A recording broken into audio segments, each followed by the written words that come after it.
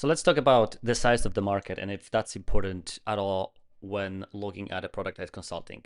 In general, yes, it's absolutely important. If you want to work with 1,000 people per month and your target market is 2,000, obviously you will exhaust the market very, very soon. But that's very rarely the case. Now,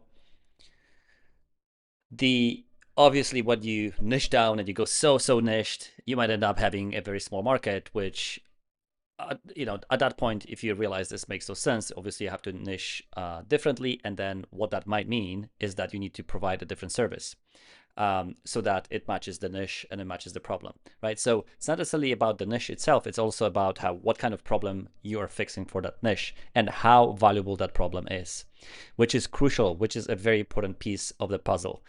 And what I mean by that is if you are working with a niche that's rather small. So for example, if you're working with startups, Series A, Series B startups, and there's a finite number of those who are getting funded every year, every quarter, then obviously your niche is very, very tight and very small.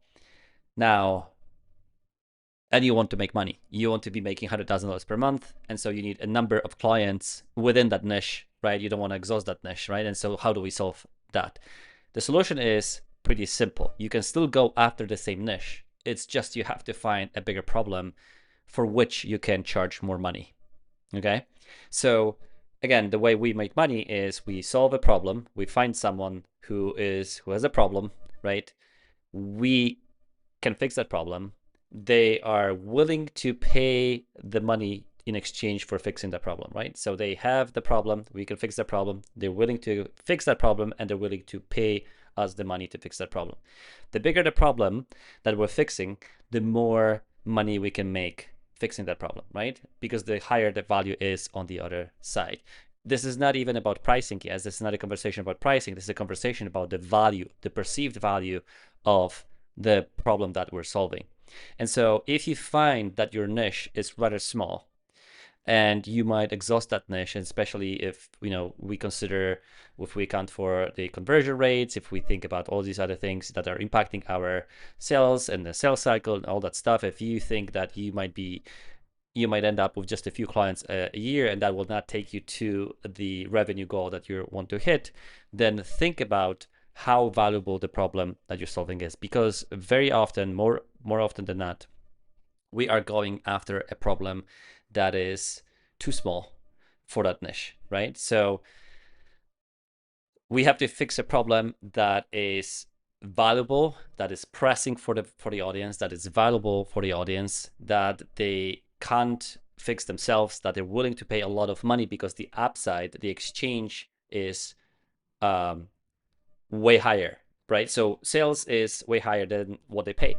So what sales is basically is an exchange of value, right? Exchange of value in terms of I pay you money, you give me service. Now, when that exchange has to be there's very rarely a balance, and that's a good thing, because that exchange has to be in an imbalance, in a sense that if I'm buying something for $2,000 and I'm getting $20,000 in value, that's an imbalance of the value. I'm paying 2K, getting 20K, then that is a no-brainer for me, right? And so if I ask you to pay 18,000, I'm getting $20,000, then that becomes a risky decision for me, right? Because there's a very little upside. There's a financial risk. There's a risk of lost opportunities. There's a risk of spent time and all that stuff, right? But if you present a solution to a problem that is super valuable to your clients, and it's 20K or $200,000, whatever it is, and you charge a fraction of that cost, then that is a very valuable problem that you're fixing. Now, the more valuable problem you're fixing, the more money you can charge for it, right? So in simple terms, in terms of pricing, what I like to do is to think about, there's a very simple rule of 3x, 10x. So if you take your cost to deliver the work and deliver, the service, and multiply that by 3 or 10, we want to go as far, as close to 10 as possible, then that is the base of your price. So for example, if it costs me $500 to do something, to deliver the service in terms of my time, my resources, whatnot, my team. If it costs me $500, then my minimum that I should be charging should be $1,500, and I would love to go towards the 5K, right? Now, that is from my perspective what I want to charge. Now, from the perspective of the client, they want to see again the 3x to 5x. 3x would be between $4,500, so $1,500 times 3, to 5,000 times 3, $15,000 to 10xing of that, right? So 10x of 1,500 or 10x of 5,000.